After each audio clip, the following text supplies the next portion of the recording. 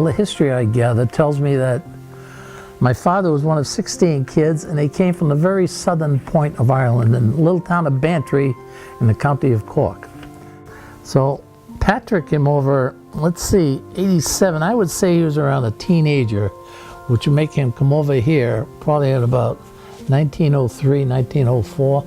He was born in Ireland in 1887, and he never went back.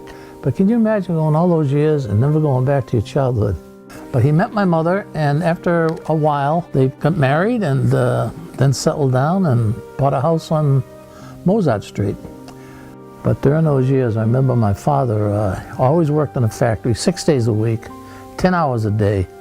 He worked as a fireman in a factory shoveling coal into the furnaces during the winter and maintenance during the rest of the year.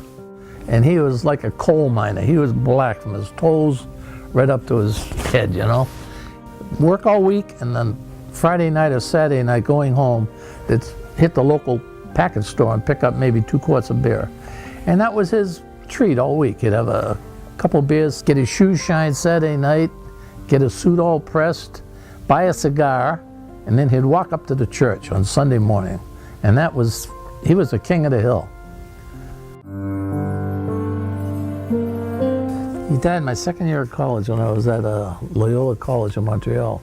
And we had the wake in the house and on Round Hill Street. It was in the living room, and all the people would be outside in the street, and they got in line, they went in through the kitchen and came around, worked their way around, and then the people would go up to the attic afterwards who wanted, and they get a drink. Because you always got to have a drink at an Irish funeral, right? So these people, after they did the wake, they'd go up to the attic and they'd have a drink, and then they'd come down again. And there was all kinds of celebrities there, and James Michael Curley was there, and all the Irish shenanigans, you know.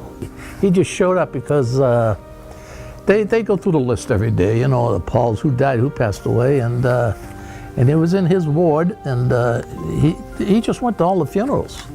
You couldn't get near him. There was a flock of his goons around him, you know, with 3 or 4 guys around him.